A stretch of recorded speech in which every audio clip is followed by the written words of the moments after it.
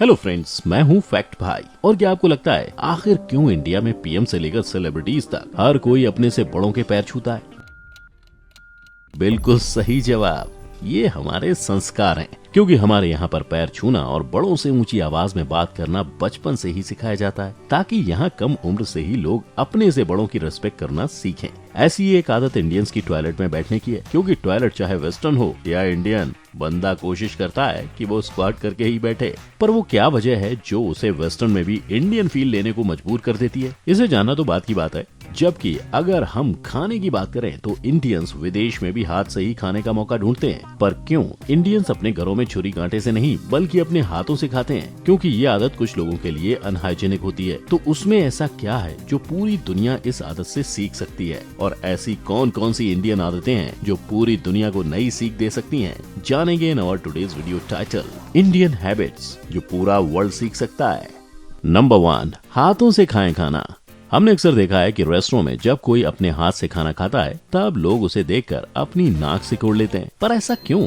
दरअसल ज्यादातर लोगों के लिए हाथ से बिना किसी चम्मच कांटे के खाना खाना अनहाइजीनिक होता है। जबकि देखा जाए तो इंडिया में हाथ से खाना खाना आज भले ओल्ड फैशन है, लेकिन प्री हिस्टोरिक समय में इसे काफी फैशनेबल माना जाता था। क्योंकि हमारे बड़े बुजुर्गों के मुताबिक हाथ से खाना खाना इज माइंडफुल ईटिंग, और इसी वजह से खाते वक्त इंसान काफी अटेंटिव हो जाता है। ऐसा करने से इंसान न सिर्फ अपना पेट भरता है बल्कि अपने मन को भी भरता है। लेकिन ऐसा बिल्कुल मत समझना कि हाथ से खाना खाना लोगों ने अपनी कमियों की वजह से शुरू किया है। क्योंकि अगर साइंटिफिकली भी देखें तो हाथ से खाते वक्त हमारा ब्रेन हमारे पेट को सिग्नल देता है कि अब हम खाने जा रहे हैं, जिस वजह से हमारा पेट पहले से प्रिपेयर रहता है और हमारा डाइजेशन इम्प्रूव करता है। किंतु इसका मतलब ये बिल्कुल नहीं है कि आपके पास 2 हाथ हैं तो आप दोनों हाथों से खाना खा सकते हैं। क्योंकि यहाँ आपको राइट हैंड से ही खाना खाने की सलाह दी जाती है, जिसकी वजह है हाइजीन। दरअसल लेफ्ट हैंड अक्सर अनहाइजीनिक होता है और उससे ही हम अपने बाकी सब कुछ धोते हैं। इसलिए पूरी दुनिया अपना डाइजेशन सुधारने के लिए हमसे हाथ से खाना सीख सकती है, पर सिर्फ राइट हैंड से।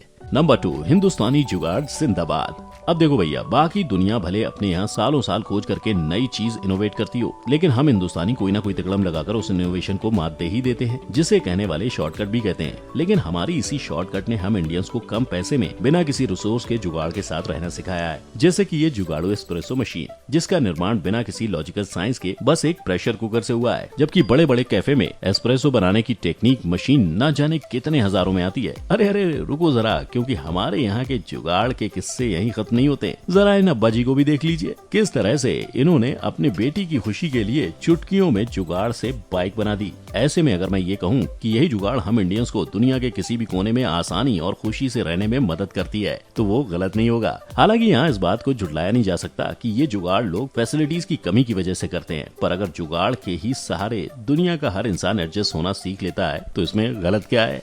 नंबर 3, मिस कॉल से दे जानकारी। बेटा कॉलेज पहुंच के मिस कॉल मार देना, काम हो जाए तो मिस कॉल करना, ये हो जाए तो मिस कॉल करना, वो हो जाए तो मिस कॉल करना।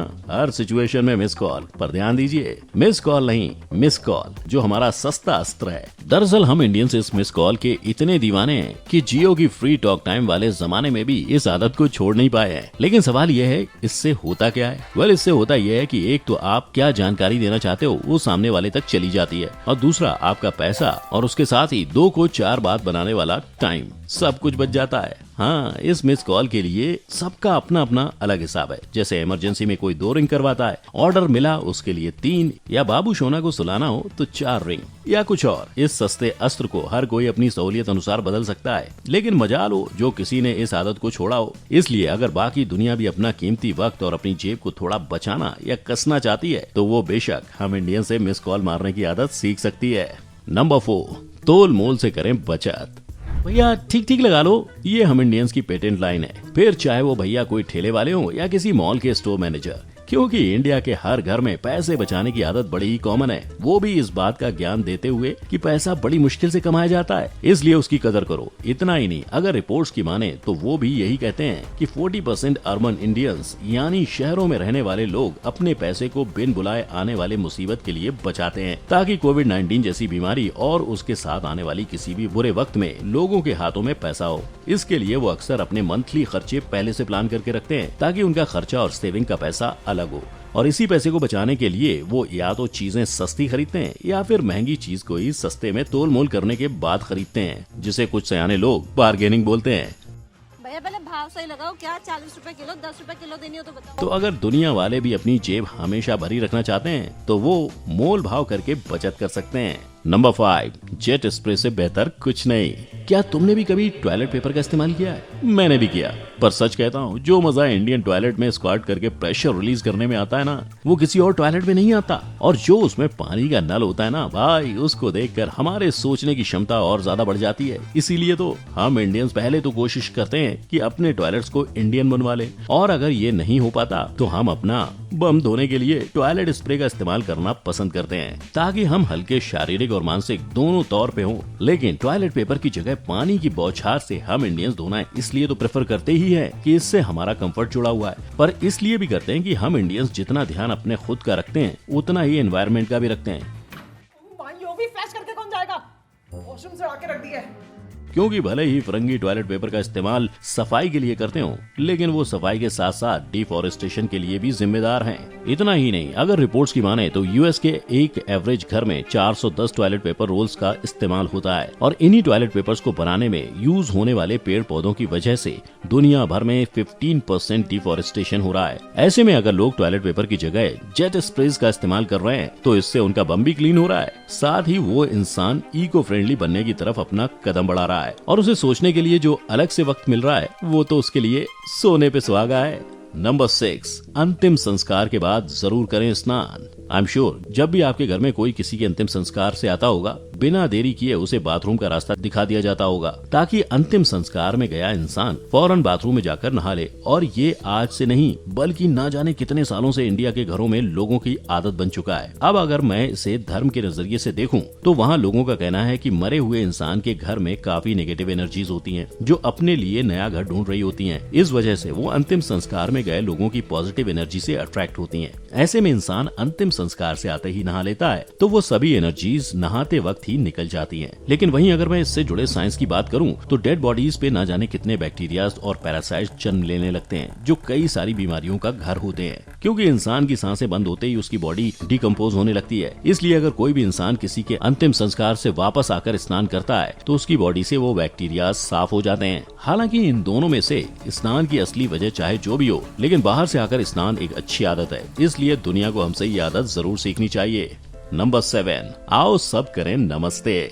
इसी तरह से, बस इसी तरह से जब कोविड-19 के वक्त लोग एक दूसरे को नमस्ते कर रहे थे, तब पूरी दुनिया में हिंदुस्तान की इस नमस्ते की तारीफ हुई थी। और बाकी सबकी तरह आपका भी सीना ये देखकर 56 इंच का हो गया होगा। पर तारीफ करने वाले बेचारे इस बात को भूल गए थे कि उन्हें हाथ जोड़ने पर भले ही कोरोना ने मजबूर किया हो, लेकिन इंडिया में तो ये चीज बच्चे को माँ के पेट से ही सिखा दी जाती है। क्योंकि यहाँ हाथ मिलाकर हाय हेलो ये सब कुछ मॉडर्न लोग ही बोलते हैं, जबकि गाँव देहात में आज भी लोग एक दूसरे को नमस्ते करते हुए ही ग्रीट करते हैं।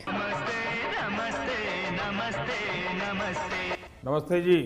जिससे आप सामने वाले की तरफ अपनी रिस्पेक्ट दिखा सकें, फिर चाहे वो इंसान हो या भगवान। इसीलिए तो इंडिया में मंदिरों में भी लोग भगवान के सामने नमस्ते करते हैं। पर ये सिर्फ रिस्पेक्ट दिखाने का एक तरीका नहीं है, इसके पीछे एक बहुत बड़ी साइंटिफिक वजह भी है। दरअसल नमस्ते करते वक्त हमारे दोनों हाथ और उनकी उंगलियां एक दूसरे को टच करती है, जिसकी वजह से हमारी आँख, कान और दिमाग में एक प्रेशर रिलीज होता है, और इसी प्रेशर की वजह से हम सामने वाले इंसान को लंबे वक्त तक याद रख सकते हैं, और अगर कोरोना जैसी कोई बड़ी बीमारी आई तो उससे भी बच सकते हैं। हालांकि ये जरूरी नहीं जो आदतें मैंने अभी ये बताई उसे पूरी दुनिया उसे तुरंत ही अपना ले, क्योंकि अगर ऐसा होता है तो नमस्ते को लोग कब का अपना चुके होते, लेकिन उन्होंने ऐसा किया नहीं, और फिर अचानक कोविड-19 के बाद उनके वक्त, हालात और जरूरत सब बदल गए थे। इसलिए जिस नमस्ते का वो मजाक उड़ाते थे उसे ही उन्होंने अपना लिया। खैर ये तो कुछ आदतें थी जो आम तौर पे सभी के घर में फॉलो होती हैं, पर इसके अलावा हमारी और कौन कौन सी ऐसी आदतें हैं जिसे अपनाकर दुनिया का भला हो सकता है, कमेंट में जरूर बताइएगा। इसके साथ ही अगर आज की इन आदतों ने आपके अंदर के इंडियन को जगाया हो